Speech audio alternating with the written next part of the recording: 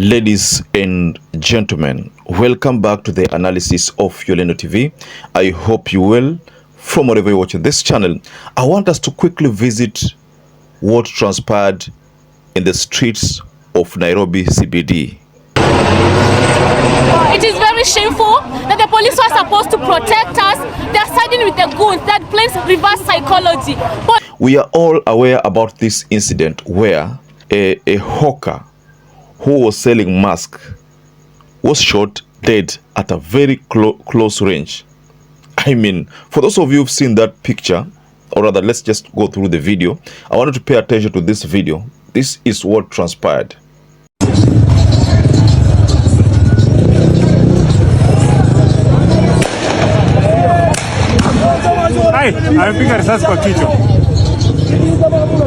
If you look at that citizen, the first thing that you note from that citizen is that he didn't have any weapon with him. The only thing he had the mask.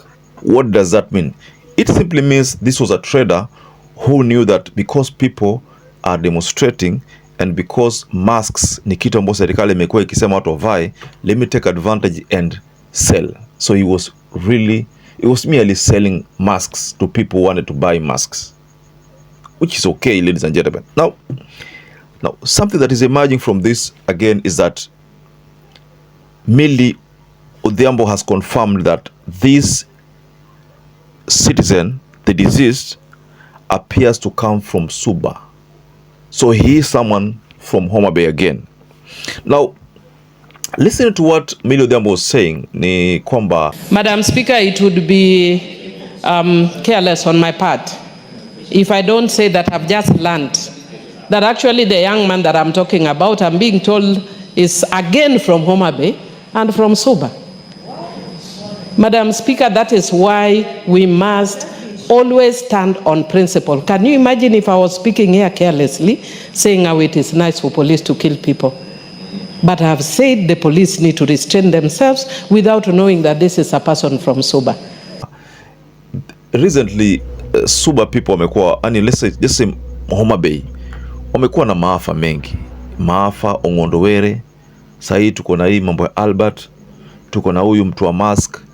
Juzi tulisikia kuna sijui nani kwa polisi imekuaje tena. So Millie Odhiambo is trying to attribute this death of huyu mtu wa mask to the unfortunate situation that is facing Homa Bay County. Now, there are people who have reacted to this ordeal. Babu Owino have reacted, Rigathi Gachagua has reacted, and Millie Odhiambo. I'll take it through all the reactions regarding this matter. But mind you, this is happening at a time whereby now Kenyans were on their streets. Kenyans had planned 17th June to be the day they're going to conduct their own demonstration. It was meant to be peaceful. But of course, we have seen infiltration of goons. Mind you, goons have infiltrated these demonstrations. So we're also going to look at that part also. But first and foremost, before we extend this analysis, kindly take this opportunity, like this video, subscribe to our channel if you had not subscribed before, and to our existing subscribers, thank you so much for your support. Goons, ladies and gentlemen, goons have been infiltrating these peaceful demonstrations. So it's not yet clear who the sponsors of these goons are. But based on the statement from Rigathi and the statement from Babu Owino, they seem to be apportioning blames on the governor, Nairobi County. But we don't have evidence. But maybe the reason why they are doing that is because of a statement that the governor issued. Now, goons have infiltrated the peaceful demos. Are we foreseeing a scenario where goons were sent there to cause chaos so that police were ingilie? Is that the case? I don't know. Just go below in the comment section and you can tell us your reaction on that. I want to quickly take you through a reaction from Rigathi Gachagua. Of course, I've seen a reaction here. Mtu akisema kwamba Rigathi Gachagua amesema hivyo, yes, sawa, lakini mbona hakusema hivyo 2023 wakati wa Azimio demonstration? There's someone reacted by saying that right now the person who is defending people is Rigathi Gachagua. So hata kama alikosea aachwe aongee. So this is what Rigathi has said. Today, We have witnessed one of the lowest moments of our post-independence Kenya. It is uncivilized to sink our nation into an international shame by a clueless regime that has no value and dignity for human life.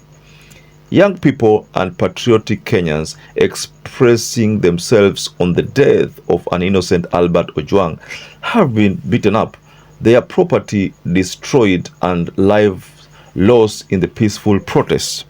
Kenyans enjoying their constitutional right to assembly and expression are invaded by the police and state-sponsored goons under the full glare of the camera. And the whole world stages our nation as a pariah state, Mr. President. What is the logic behind shooting an innocent and harmless hawker selling masks at a close range? What is training? What police training is this? This is as if the brutal murder of Albert OJUANG in police custody isn't enough.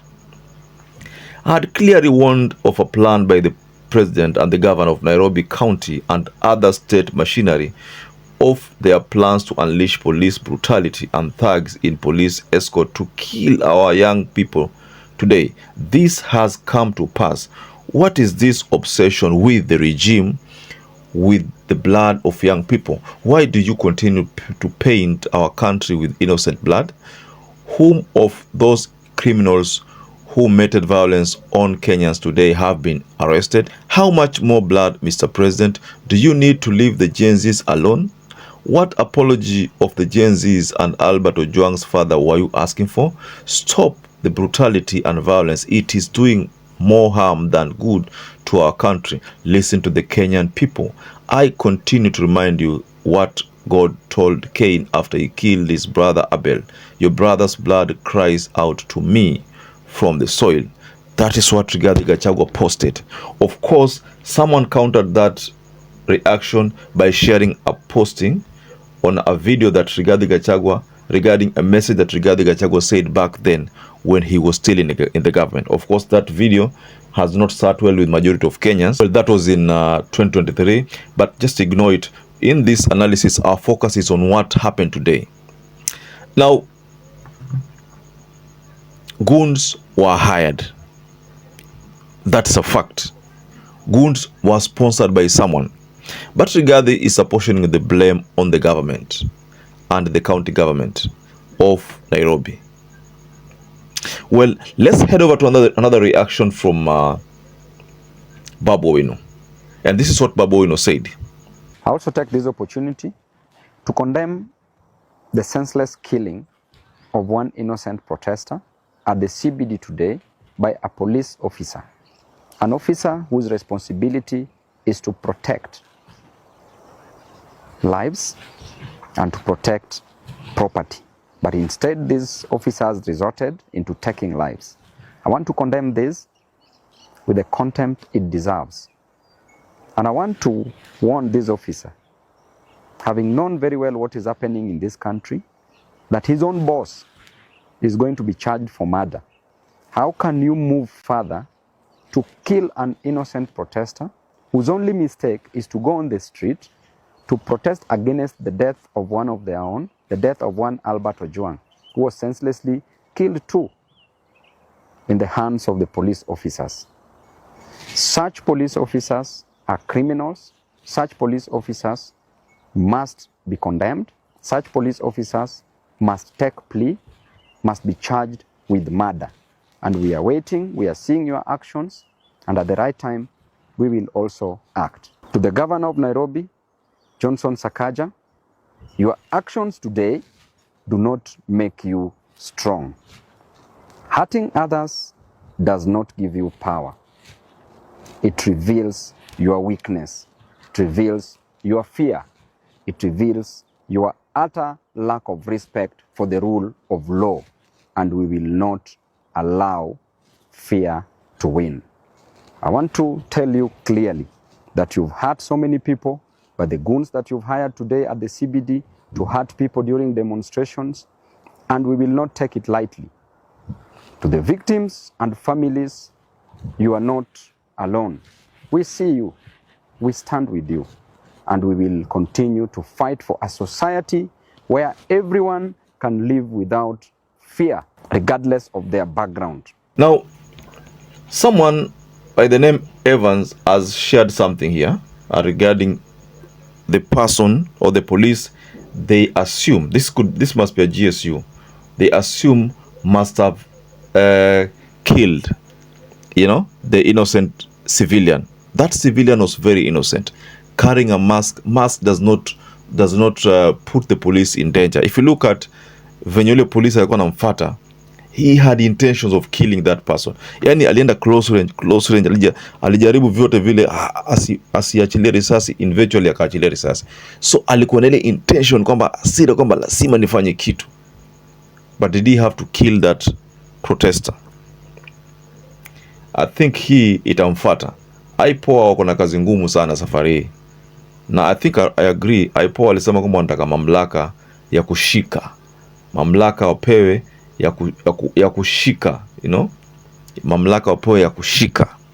Wakipata kama polisi ana makosa washike. Hiyo mamlaka wanaitaka.